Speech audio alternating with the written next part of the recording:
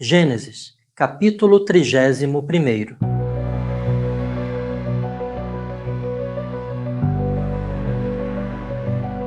Jacó ficou sabendo que os filhos de Labão andavam dizendo o seguinte: Jacó está tirando tudo o que é do nosso pai. É às custas do nosso pai que ele está ficando rico. Jacó também notou que Labão já não se mostrava tão amigo como antes. Então o Senhor Deus disse a Jacó: Volte para a terra dos seus pais, onde estão os seus parentes. Eu estarei com você. Aí Jacó mandou chamar Raquel e Leia para que viessem ao campo, onde ele estava com as suas ovelhas e cabras. Quando chegaram, ele disse: Tenho reparado que o pai de vocês já não se mostra tão meu amigo como antes, mas o Deus do meu pai tem estado comigo. Vocês sabem muito bem que tenho me esforçado muito, trabalhando para o pai de vocês. Mas ele me tem enganado e já mudou o meu salário umas 10 vezes. Porém, Deus não deixou que ele me prejudicasse. Quando ele dizia: os cabritos com manchas serão o seu salário, aí as fêmeas tinham crias manchadas. E quando ele dizia: os cabritos listados serão o seu salário, aí as crias saíam todas listadas. Foi assim que Deus tirou os rebanhos do pai de vocês e os deu a mim. Um dia, quando os animais estavam no tempo do cruzamento, eu tive um sonho. Eu vi que os bodes que cobriam as fêmeas eram listados, malhados e manchados. O anjo de Deus me chamou pelo nome e eu respondi: aqui estou. Então ele continuou: veja, todos os bodes que estão cruzando são listados, malhados e manchados. Eu estou fazendo com que isso aconteça porque tenho visto o que Labão está fazendo com você. Eu sou o Deus que apareceu a você em Betel, onde você me dedicou uma pedra, derramando azeite sobre ela, e onde você me fez uma promessa. Agora prepare-se, saia desta terra e volte para a terra onde você nasceu. Então Raquel e Leia responderam: Não sobrou nada para herdarmos do nosso pai. Ele nos trata como se fôssemos estrangeiras. Ele até nos vendeu e depois gastou todo o dinheiro que recebeu como pagamento. Toda a riqueza que Deus tirou do nosso pai é nossa e dos nossos filhos. Portanto, faça tudo o que Deus mandou. Jacó se preparou para voltar a Canaã, onde morava Isaque, o seu pai.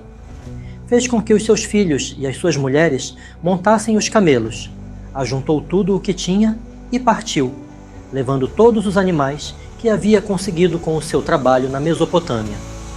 Labão, o pai de Raquel, havia ido para outro lugar, a fim de cortar a lã das suas ovelhas.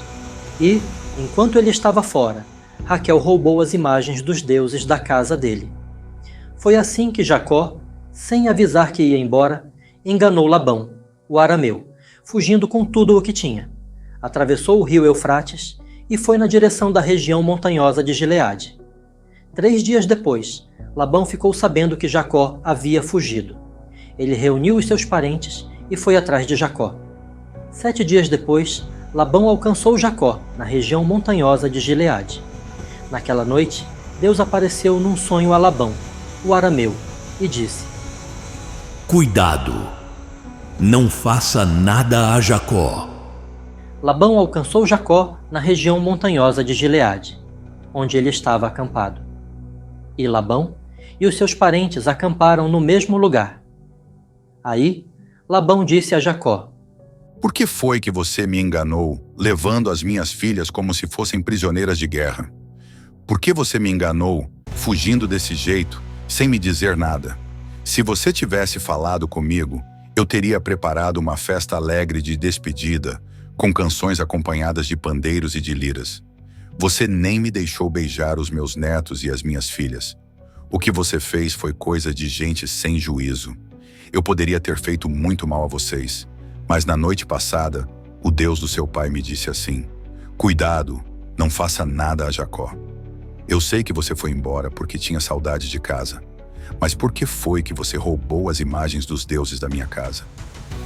Jacó respondeu: Eu fiquei com medo, pois pensei que o Senhor ia me tirar as suas filhas à força. Mas se o Senhor achar as suas imagens com alguém aqui, essa pessoa será morta. Os nossos parentes são testemunhas. Se o Senhor encontrar aqui qualquer coisa que seja sua, pode levar.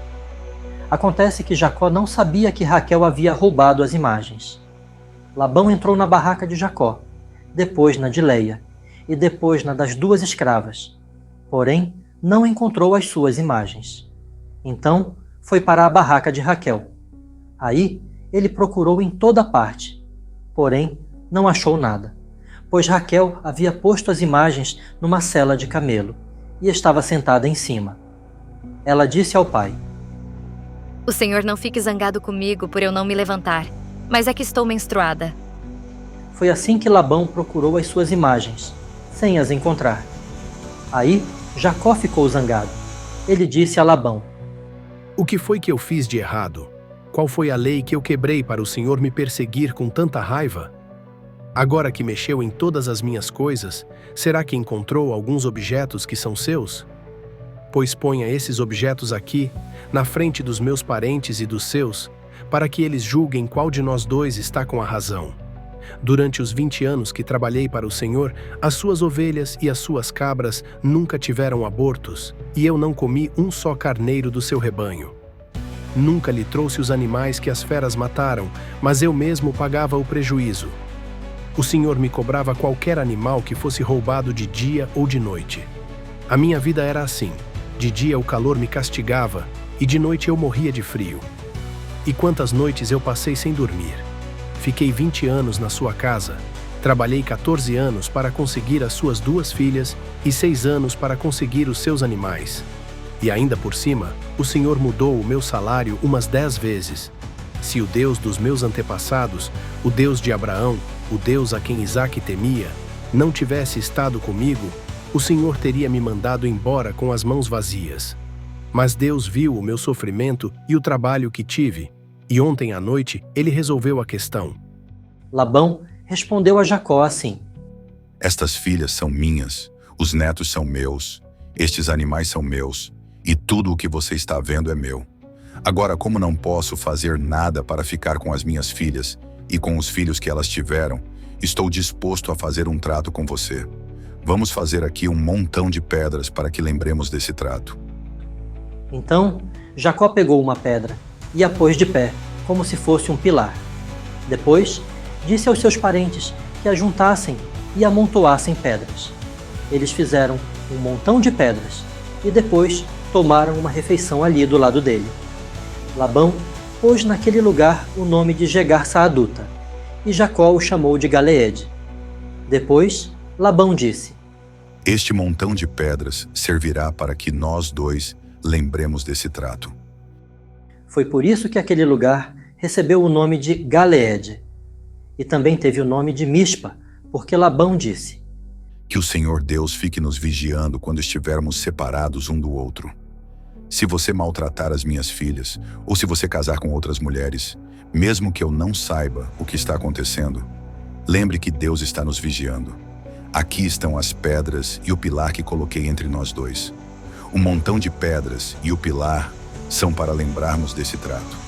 Eu nunca passarei para lá deste pilar para atacá-lo, e você não passará para cá deste montão de pedras e deste pilar para me atacar.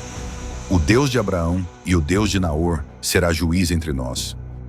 Então Jacó fez um juramento em nome do Deus a quem Isaque, o seu pai, temia.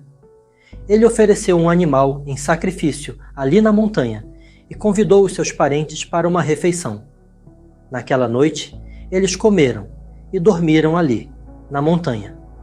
Na manhã seguinte, Labão se levantou bem cedo, beijou as suas filhas e os seus netos e os abençoou. E depois foi embora, voltando para sua terra.